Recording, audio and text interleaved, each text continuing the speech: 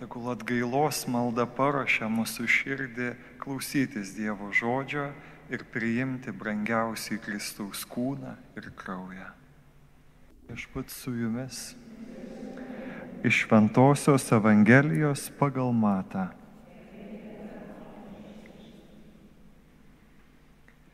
Pas Jėzų atėjo fariziejai, spęsdami pinkles jie paklausė: ar galima vyrui dėl kokios nors priežasties atleisti žmoną? Jis atsakė: argi neskaitėte, jog Kūrėjas iš pradžių sutvėrė žmones kaip vyrą ir moterį? Ir pasakė: todėl vyras paliks tėvą ir motiną ir glausis prie žmonos, ir du taps vienu kūnu. Vadinasi, yra jau nebe du, o vienas kūnas. Ką tad Dievas sujungia, žmogus ten neperskiria. Tada jie klausia: o kodėl Mozė liepia duoti skyrybų raštą atleidžiant žmoną?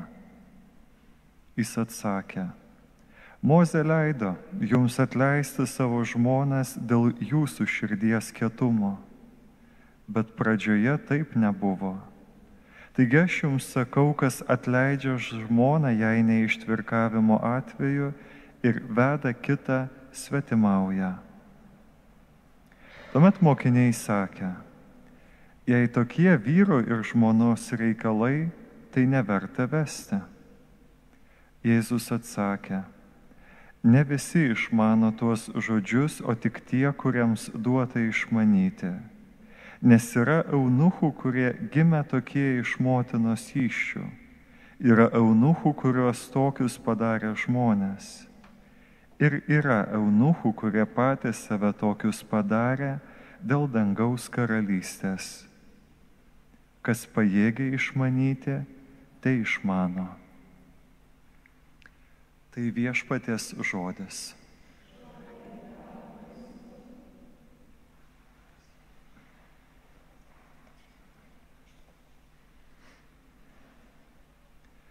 Taip Viešpats Dievas kalba Jeruzalei šiandien pirmajame skaitinyje.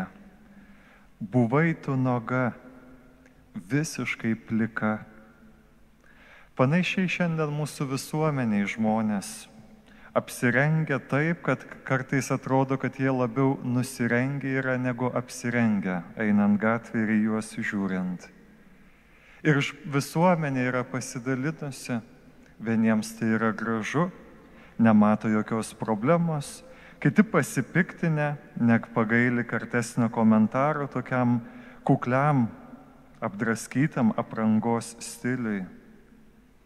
Bet aš galvoju, kad labai panašiai vyksta ir dvasiniam gyvenime. Kartais mums reikia, kad kitas pasakytų, bet maža to reikia dar pačiam, kad kažkas ten pasikeistų ir suprasčiau, kad esu nuogas. Man labai patinka tie Apreiškimo knygos 3 skyriaus eilutės, kai Dievas žvelgia į vieną bažnyčią ir sako jai: tugi sakai, aš turtingas ir pralovęs ir man nieko nebereikia.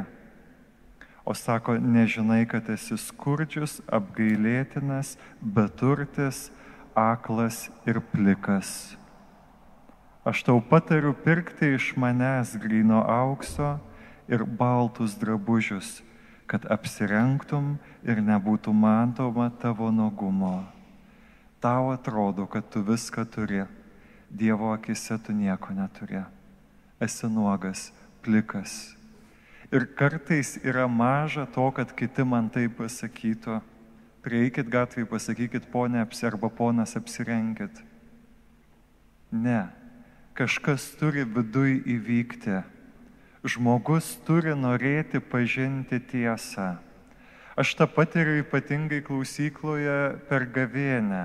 Per gavėnią ateina tikrai iš Dievo malonės, kai žmonės sako, pamačiau kunigę. Pamačiau, kad nieko neturiu šiandieną, kad visus skaudinau, kad visiems apkartinau šitą gyvenimą ir viską grioviau ir nežinau, nuo ko pradėti atstatyti. Pamačiau. Supranta, tai yra malonė. Tam žmogui gal daug žmonių sakė, tu klausyk, per daug dirbi, tu klausyk, esi blogos nuotaikos, tu esi nuliūdęs. Bet galiausiai, kol tas žmogus nesustoja ir kažkaip nepagalvoja, ar iš tiesų taip yra, neprileidžia tos galimybės, kad gali būti kitaip, negu jis savo įsivaizduoja, tai yra nuolankumo momentas. Suprantat, jis yra milimetras, tai yra tokia seklytė, tai yra tas nuolankumo, o gal aš iš tiesų kažką blogai darau, gal iš tiesų esu netobulas, gal iš tiesų esu plikas Viešpatie, bet kartai žmonėms, žinokit, 10 mečius, 50 mečius užima, kol žmonės ateina prie šitos seklytės, prie to nuolankumo, prie to mažumo, paklausti, o gal vis dėlto iš tiesų ne viskas su manim yra gerai. Tad šiandien tegul tas Dievo žodis paskatina mus nebijoti. Nebijokit, gyvenkit, kurkit santykius, eikit į santykį su Dievu. Bet prašau jūsų, nebijokit karts nuo karto maldoje pasakyti Viešpatie, jeigu kažkas yra ne taip, jeigu esu aklas kažkur, leisk pamatyti savo nuogumą.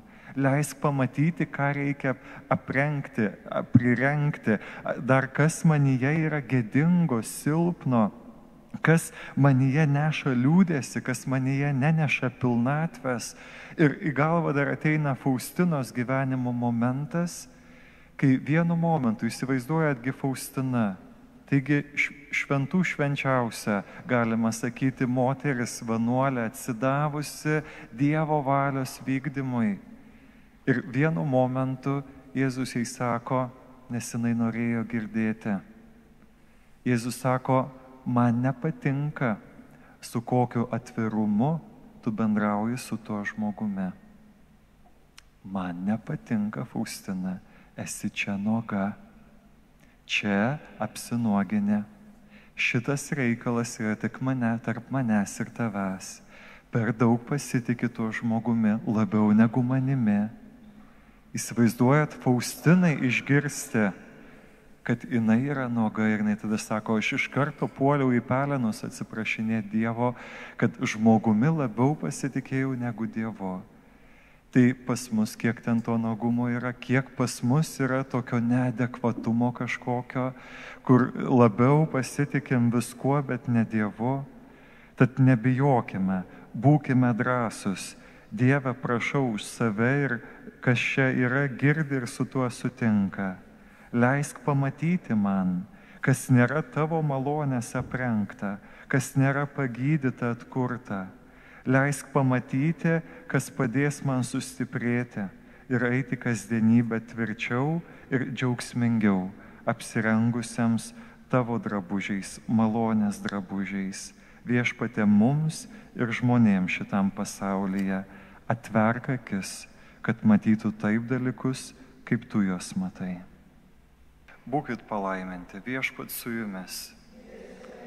Te palaimina jūs visagalis Dievas, Tėvas ir Sūnus ir Šventoji Dvasia. Te lydi jūs Viešpaties malonę.